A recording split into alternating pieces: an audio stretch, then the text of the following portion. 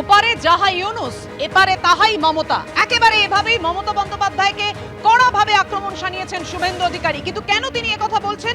তিনি Falakata, garden rich, Shyampur, বেলডাঙ্গার মতো ঘটনার উদাহরণ দিয়ে বলেছেন বিরোধীদের বেলডাঙ্গায় যেতে পর্যন্ত দেওয়া হয়নি। মমতা ও ইউনুসের মধ্যে পার্থক্য নেই, এই লড়াই বেঁচে থাকার লড়াই, বলেছেন শুভেন্দু অধিকারী।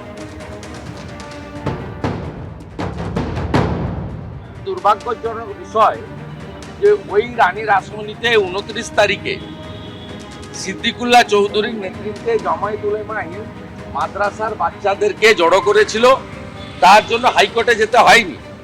31 তারিখে ফিরাদ হাকিম, কল্যাণ ব্যানার্জিরা ওখানে তৃণমূলের সংখ্যালঘু সেল মানে মুসলিম সেলকে দিয়ে মিটিং করেছিল, ওখানে আপনার অনুমতি হাইকোর্টে নিতে হয়নি।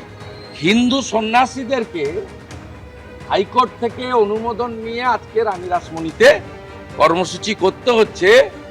ওপারের ইউনুস যাহা, এপারের মমতা ব্যানার্জি তাহা। সন্ন্যাসী, আইনজীবী, সাংবাদিক থেকে অধ্যাপক, বাংলাদেশে হিংসার হাত থেকে রেহাই পাচ্ছেন না কোনো হিন্দুরাই।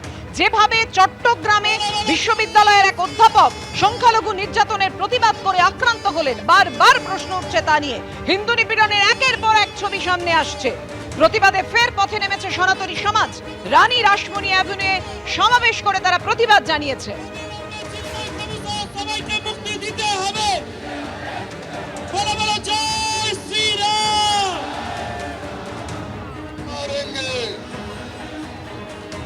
আমরা সনাতনী, আমরা দেবতাকে, একটা বৃক্ষকে দেবতা জ্ঞানে পূজা করি। আমরা সনাতনী, আমরা একটা পাথরকে দেবতা জ্ঞানে পূজা করি। আমরা সেই সনাতনী। ইউনুস কালকে যে বক্তব্য রেখেছেন, তিনি রাজনৈতিক দলের সঙ্গে বৈঠক করলেন, আওয়ামী লীগ তাতে ছিল না, এবং তারপর যে বক্তব্য রাখলেন, কি বলবেন?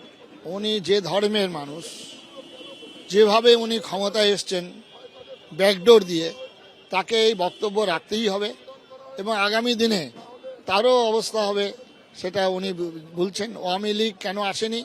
আওয়ামী লীগ এলে তাদের যা অবস্থা হবে, যেটা আপনারা দেখেছেন বাংলাদেশ ছাত্র আন্দোলনের সময়, শুধু বাঙালি হিন্দুদের উপরে অত্যাচার হয়নি, বহু যারা আওয়ামী লীগ ছিলেন, যারা হাসিনাপন্থী ছিলেন, তাদেরকেও হত্যা করেছেন, তাদেরকেও মেরেছেন নির্মমভাবে।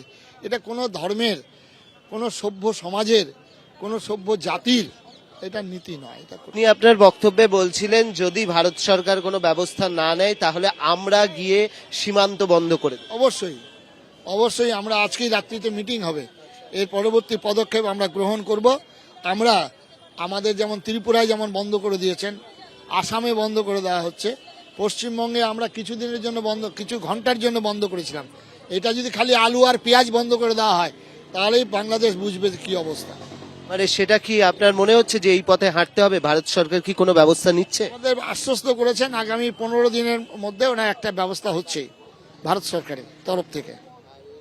যদি না হয়, আপনারা তো আজকে বৈঠকে বসছেন, তাহলে আজকের বৈঠকে হয় তাহলে আমরা আজকে বৈঠকে সিদ্ধান্ত নেব, তারিখ ঘোষণা করে দেওয়া হবে, এক একটা বর্ডারে গিয়ে আমরা ধর্ণা করব।